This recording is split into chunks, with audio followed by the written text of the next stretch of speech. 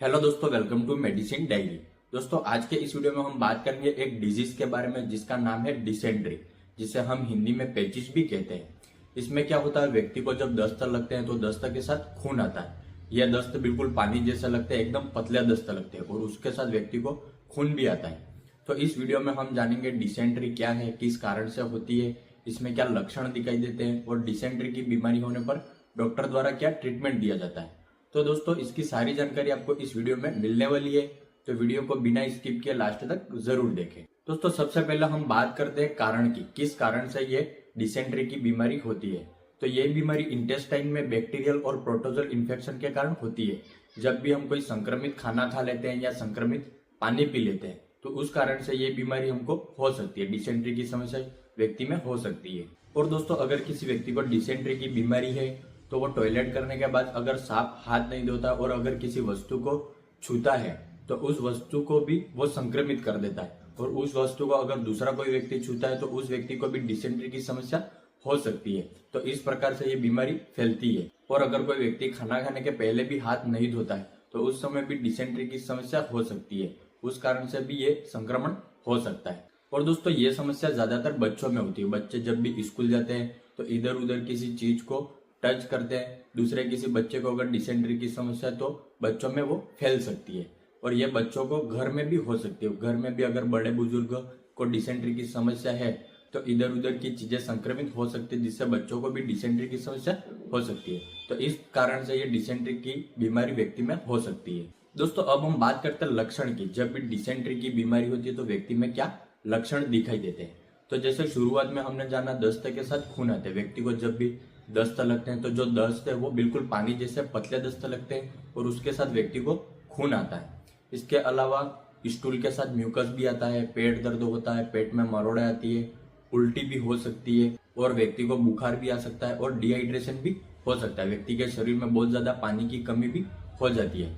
और ये बीमारी अगर बहुत ज्यादा गंभीर हो जाती है, बहुत ज्यादा डिहाइड्रेशन हो जाता है तो व्यक्ति की जान को भी खतरा हो सकता है। और दोस्तों, आपको एक चीज का ध्यान और रखना है, जब भी अगर किसी व्यक्ति को दस्त और स्टूल के साथ अगर फ्रेश ब्लड आ रहा है तो उसे हम डिसेंट्री की बीमारी नहीं कहेंगे, उसे हम कहेंगे हेमेटोचेजिया। ये एक अलग बीमारी है, उसमें लक्षण, कारण और जो ट्रीटमेंट होता है वो बिल्कुल अलग होता है। डिसेंट्री एक अलग है और हेमेटोचेजिया एक अलग है, तो आपको इस चीज का भी ध्यान रखना है। दोस्तों, अब हम बात करते हैं ट्रीटमेंट के बारे में। जब भी व्यक्ति को डिसेंट्री की बीमारी होती है तो उसको क्या ट्रीटमेंट दिया जाता है। तो दोस्तों, इसका जो ट्रीटमेंट है वो व्यक्ति को जो इन्फेक्शन हुआ है वो किस बैक्टीरियल इन्फेक्शन के कारण हुआ ये पता करने के बाद ही जो ट्रीटमेंट है वो दिया जाता है। जब तक ये पता नहीं लगता कि किस बैक्टीरियल इन्फेक्शन से ये बीमारी हुई है तो तब तक उसको सिर्फ ORS पाउडर दिया जाता है, ताकि उसकी जो डिहाइड्रेशन की समस्या है वो पूरी हो सके, यानी जो बॉडी वो हाइड्रेट हो सके।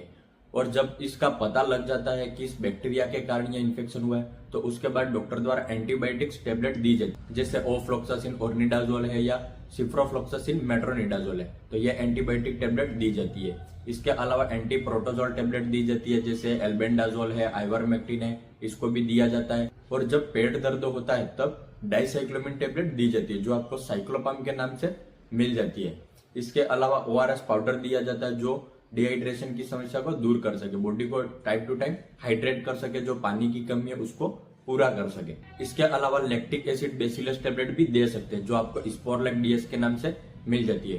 तो ये सारा ट्रीटमेंट डिसेंट्री की समस्या होने पर डॉक्टर द्वारा दिया जाता है। इसमें जो एंटीबायोटिक टेबलेट है उसको दिन में 2 बार दिया जाता है, जो ओफ्लॉक्सासिन ऑर्निडाजोल है या सिप्रोफ्लॉक्सासिन मेट्रोनिडाजोल है। ये एंटीबायोटिक टेबलेट को दिन में 2 बार दिया जाता है। और जो पेट दर्द होता है, जो डाइसाइक्लोमिन टेबलेट दी जाती है, उसको जब जरूरत पड़ने पर दिया जाता है। जब व्यक्ति को ज्यादा पेट दर्द हो रहा है तो उस समय उसको दिया जाएगा। और जो एंटी प्रोटोजोल टेबलेट है, एल्बेंडाजोल है या आइवरमेक्टिन है, उसको एक ही बार दिया जाता है। और ORS पाउडर तो आप दिन में 3-4 बार कितनी भी बार ले सकते हैं, इससे आपकी जो पानी की कमी है वो पूरी हो सके। और जो स्पोरलेक DS टेबलेट है उसको भी आप दिन में 2 बार ले सकते हैं, सुबह शाम उसको भी दिया जाता है। और इस समय आपको ज्यादा से ज्यादा पानी पीना है, जिससे आपकी बॉडी एकदम हाइड्रेट रहे।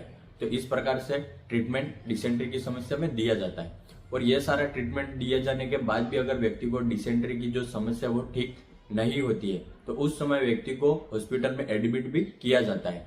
तब उनको IV फ्लूइड भी दिए जाते हैं, जैसे RL है, DNS वगैरह है, वो लगाते हैं। और मेट्रोनिडाजोल जो इंजेक्शन है उसको भी आईवी दिया जाता है, जिससे जो डिसेंट्री की समस्या है वो ठीक हो सके। तो इस प्रकार का ट्रीटमेंट देकर व्यक्ति की जो डिसेंट्री की समस्या है उसको ठीक किया जा सकता है। और दोस्तों, जब भी डिसेंट्री की बीमारी होने पर जो ट्रीटमेंट देते हो तो उस समय आपको एक चीज का और ध्यान रखना है, आपको उस समय लोपेरामाइड टेबलेट को बिल्कुल भी नहीं देना है।